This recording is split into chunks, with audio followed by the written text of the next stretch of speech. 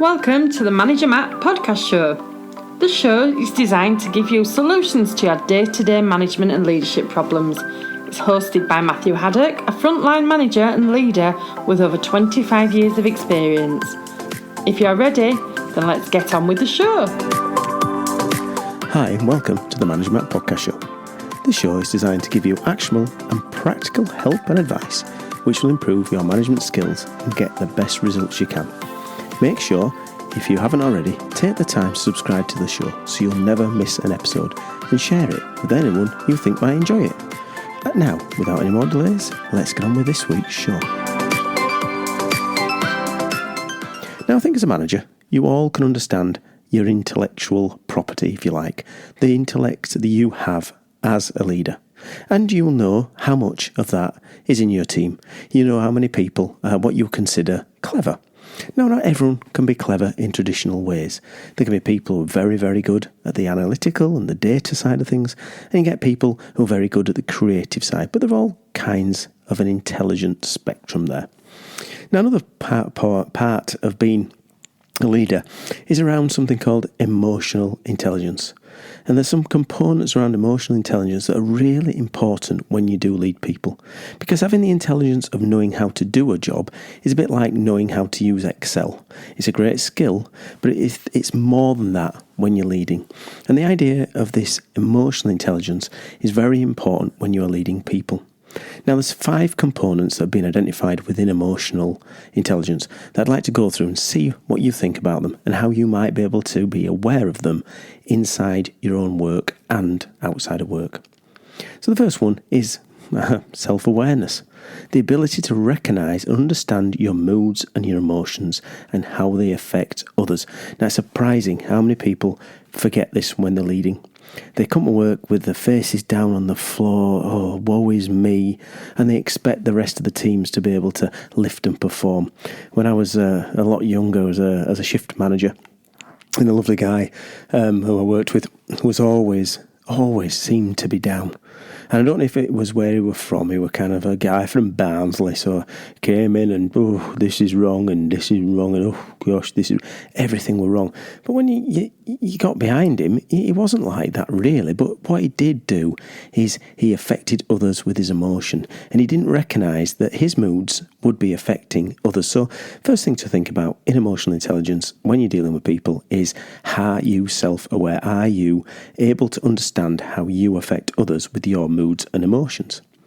Second point is self-regulation.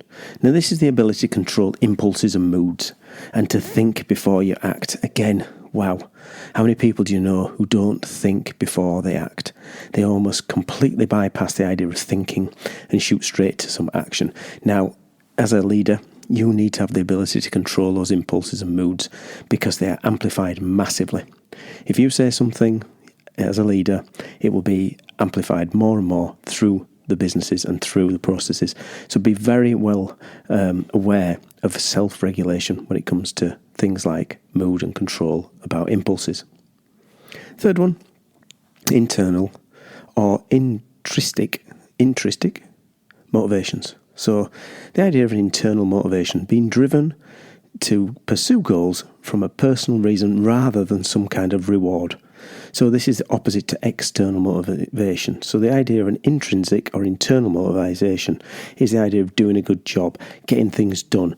Those are great tests of emotional intelligence, is that ability to internally be motivated to get out, do those things day in, day out. Fourth on my list is empathy. The ability to recognise and understand others' motivations, which is essential for building and leading teams. Very, very much. If you want a successful team, you're going to be able to empathise with those people, build relationships and recognise in others when they're being motivated or not motivated. So one of the big things around emotional intelligence is having the empathy to recognise them and act. And that is seeing when people in your team are working in a certain way, if they're changing their patterns, you can sense that and try to help them to be successful in your team by understanding and being empathetic. And the fifth one is social skills. So that's the ability to manage relationships and build networks. So you need to be able to socialise as part of emotional intelligence.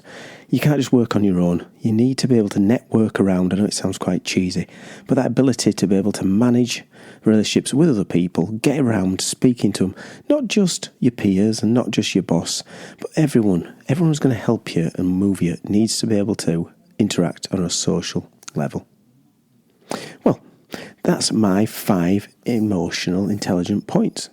And I just thank you all for paying attention for the last 5 minutes. And what we want to do in the next point is to understand where those emotional intelligences actually impact you as a leader. Because the fact of being self-aware, self-regulating, being motivated internally, having some empathy and social networking, if you can take them on board, you become a much, much better leader. Well, thanks for listening, and as always, I'm keen to hear your thoughts on the show, both good and bad, so please send me your feedback, as it's a gift, to managermattpodcast@gmail.com. I answer all my own emails and would love to engage on new and old topics. And one last thing, let's try to apply what you've learnt today, because words are cheap and actions drive the world.